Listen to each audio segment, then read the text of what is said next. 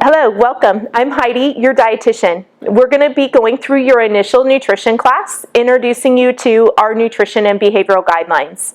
These are things that we would like you to begin practicing prior to your surgery. They are also the guidelines that will help you have the greatest amount of success long term. We know bariatric surgery is an effective tool for weight loss, but there are some important principles that will help you to be able to maximize and maintain your results long term. We use an acronym in our office called WEPNS, W-E-P-N-S, to help to highlight these guidelines and hopefully make them easier to remember long term. The W stands for water. Hydration is building a solid foundation for success. So you'd want a habit of drinking consistently throughout the day. The goal will be 64 fluid ounces, which is equivalent to like 8 cups or 4 regular size bottles. We want to keep those beverages less than 10 calories per 8 ounces, meaning we're avoiding things like juice, milk, sodas, sweet teas. We'll ask that you be caffeine-free the first 3 months after the procedure. Caffeine is an irritant to the stomach lining that can delay healing, but you can use a decaf coffee or decaf tea. We're avoiding carbonated beverages long term. You may be more sensitive to things that are introducing air into the stomach, but the use of carbonated drinks can also reduce the amount of restriction that you feel. We'd also ask that you try to avoid alcohol for the first year. Alcohol can also delay healing in the early months. It could slow or halt your weight loss. The procedures can also increase the absorption of alcohol. Drinking 1 drink can be like drinking 4 drinks, so it's just trying to drink responsibly, drinking in moderation long term. As important as it is to hydrate, it can also be common that we like to drink while we eat. We do want you to begin practicing separating your fluids from the meals.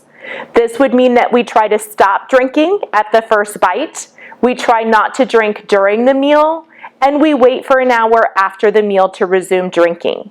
This habit can feel better on the stomach, help you to optimize your nutrition in the early phases, but it's also an important habit long term.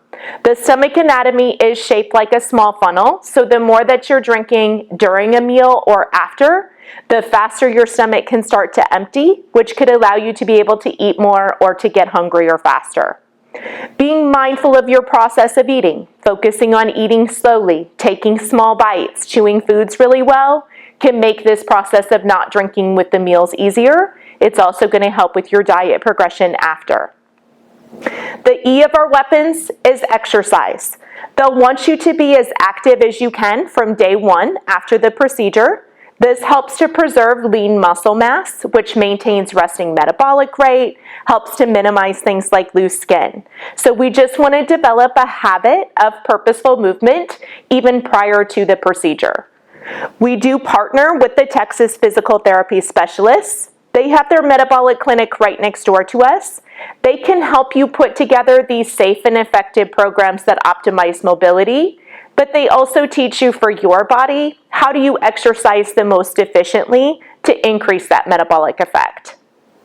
The P of our weapons is protein. We choose protein foods first. This helps with healing, helps to maintain muscle mass. It also provides a greater amount of fullness or satiety. If you can refer to the healthy plate balance that's in your new patient packet, on the last page you'll see a copy of that healthy plate balance. When we're taking a picture of our plate, we want 50% of the meals coming from lean proteins. 30 to 50% of the meal would come from non-starchy vegetables, which is anything other than corn, peas, or potatoes. If you look on the back side of that paper, we're doing small amounts of healthy fats, but we also work to de-emphasize carbohydrate intake. We want that carbohydrate intake to be less than 15% of the meal. At a maintenance phase, that's like less than 1/3 of a cup of your whole food complex carbohydrates, which includes things like beans, fruit, dairy, starchy vegetables. We're trying to avoid all of those processed refined carbohydrates.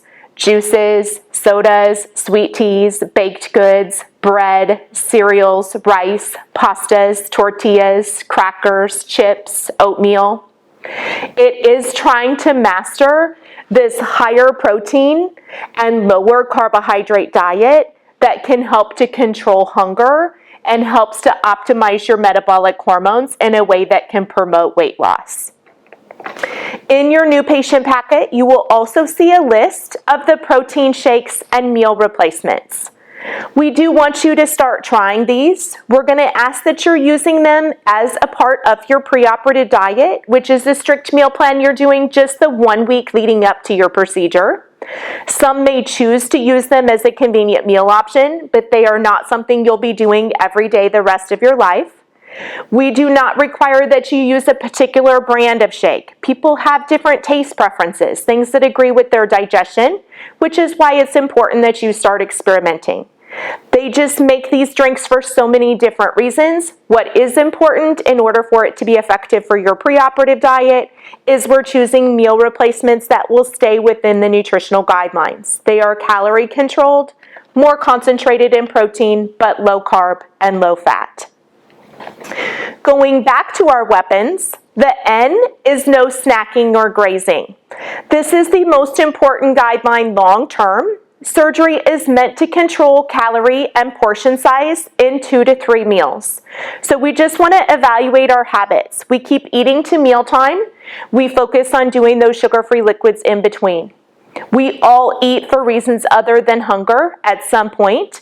It's just important that we identify these situations. We look for alternatives. It does only take an extra 100 calories every day for a year to be equivalent to 10 pounds. So even minimal amounts of snacking can add up if it's repetitive. And as important as it is that we're not consuming those extra calories, we also want to focus on the fasting periods between meals. Fasting will work to reset metabolic hormones, reduce inflammation, push that body into fat burning. So we just want to have it where we're eating at least twice a day, but no more than 3 times a day. You want to seek out these 2 to 3 30-minute periods where your body tells you that you're hungry, and that's where we're going to keep caloric intake. Outside of these 2 to 3 30-minute periods, then we're trying to fast and to hydrate. The first S is the supplements. You will need to take vitamin and mineral supplements the rest of your life, no matter how great you're feeling. We do know there can be an increased risk of micronutrient deficiencies. Part of that could be a smaller quantity or variety of food in the early phases, but there's also a decreased absorption of nutrients with the change of anatomy that is ongoing.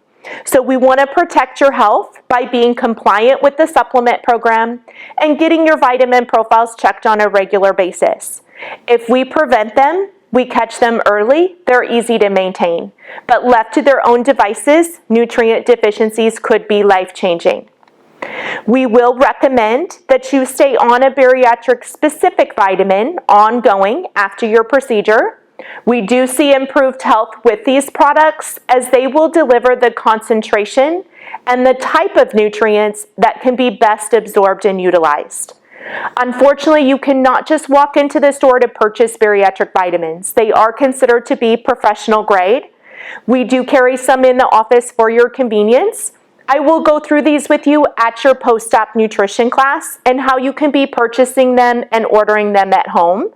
You will not start on those products until you're cleared by the surgeon to do so, which is like 7 to 10 days after your procedure. If you go with the products we will recommend that you're taking, it will be a high-potency multivitamin that includes increased levels of certain nutrients and a calcium citrate in a chewable, liquid, or powdered version. The cost of these vitamin packages are running like $30 to $65 a month, just depending on the types or the forms that you prefer to take them in.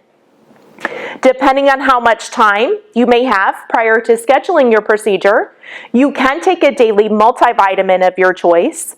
This could help you go into the surgery with a good nutritional status, but it also just helps you to develop that habit of taking a supplement each day. Biotin is also a collagen that's important for healthy hair, skin, and nails.